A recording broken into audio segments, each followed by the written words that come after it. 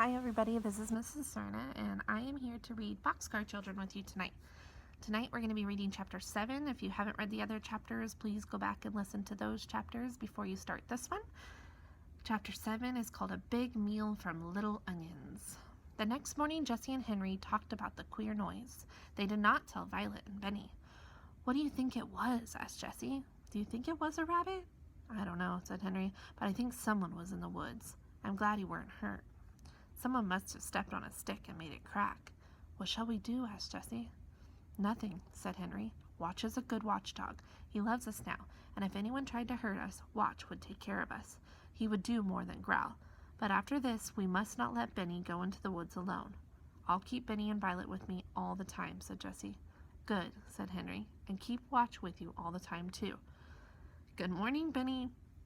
"Time to wake up. Today you must build something for me out of stones." "What is it?" asked Benny eagerly. "I'm not going to tell you," said Henry, laughing. "You build it just as Jessie tells you, and you will see." Henry was so eager to begin work that he ran all the way to town. The doctor came to the door and smilingly looked him over from head to foot. "My mother will tell you what to do today," the doctor said. "She wants you to work in her garden." Mrs. Moore, the doctor's mother, had a sweet face and looked very kind. "Good morning, Henry," she said. "Do you know how to thin out vegetables?" "Oh, yes," said Henry. "I like to work in a vegetable garden." "I haven't had much time to take care of my garden," Mrs. Moore said. "There, see that?" She pulled out a carrot. It had to come out, for it was much too near the other carrots. "Yes, I see," said Henry. He began to thin out the carrots. Mrs. Moore watched him, and he pulled out some of the little carrots and put them in a pile. He left the other carrots to grow. Then he began on the turnips. "You are a good worker," said Mrs. Moore. "I can see that." She smiled at Henry. "You may thin out all these vegetables." Then she went into the house and left Henry alone. He worked all the morning. He thinned out the carrots, the turnips, and the little onions. The mill bells rang at noon, but Henry did not hear them. He still worked in the hot sun. Then he saw Mrs. Moore looking at him. "You have worked long enough now," she said.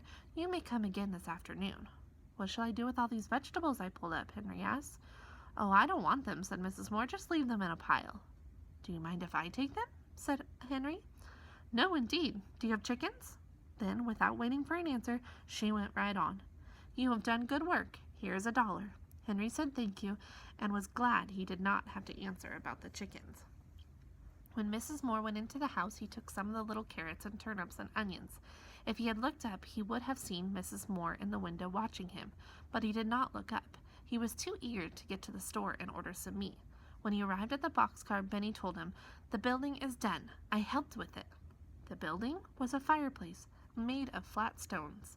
"Benny did a lot of the work," said Jessie. "He carried stones and found wood for the fire." The fireplace was a very good one. The children and Watch had made a hole at the foot of the big rock between two trees. Flat stones were laid on the floor of this hole and around the sides. More big stones were put to keep out the wind. Jessie had found a heavy wire in the dump and had put the big kettle on it and tied the ends of the wire to the trees. The kettle hung over the fireplace, and the fire was laid.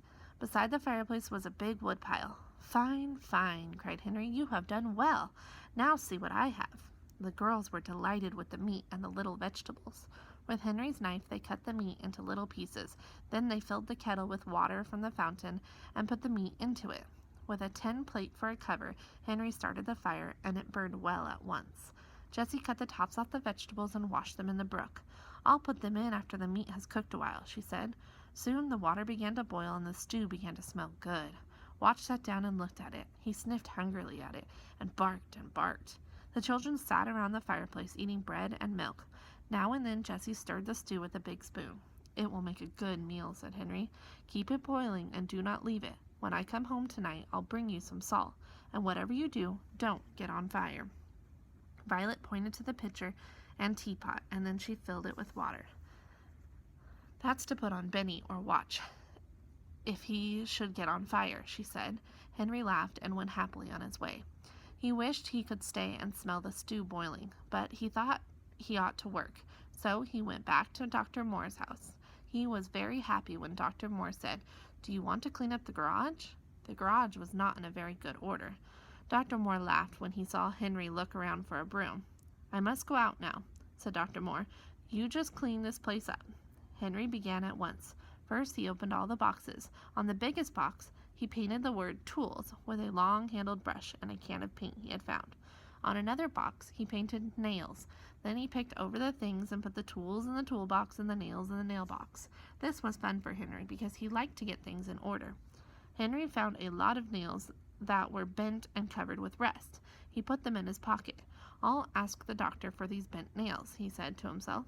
"They are no good to him, but they are fine for me. I can use every old nail I get." Then he washed the floor and washed his paintbrush. When Dr. Moore came home, he found Henry putting brushes, paint cans, and other things on the shelf. My, he cried. He looked at the garage and laughed and laughed. He laughed until the mother came out to see what he was laughing at. "Look, Mother," he said.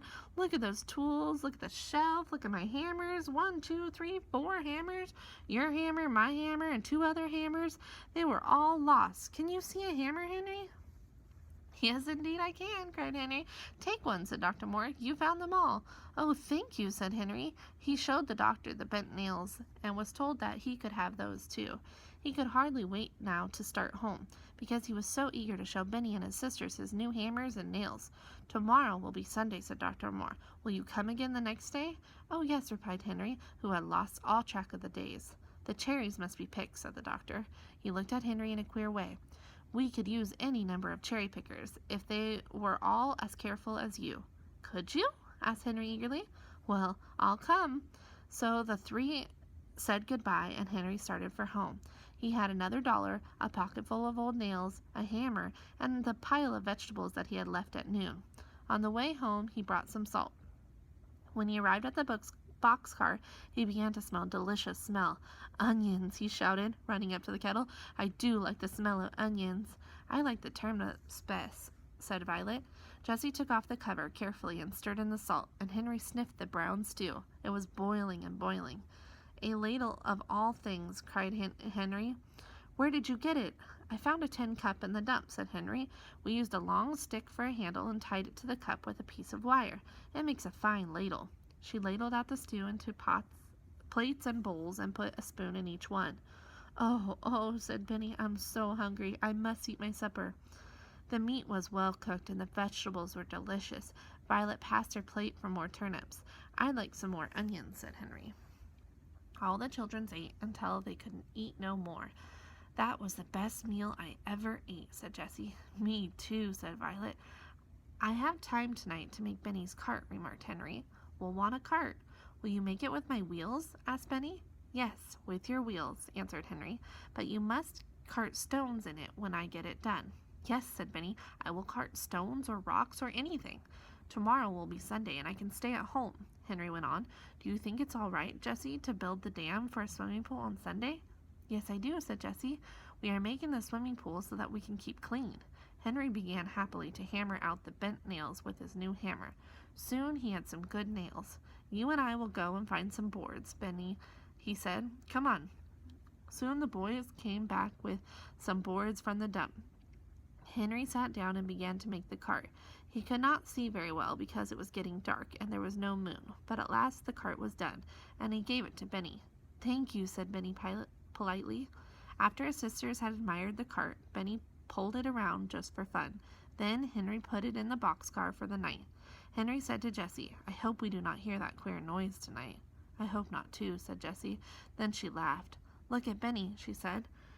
"He has gone to sleep with his hands on his cart." Henry laughed too, but he laughed at himself because he was going to sleep with his new hammer under his pillow. I hope you guys enjoyed reading chapter 7 with me tonight. I look forward to reading the next chapters tomorrow. Goodbye.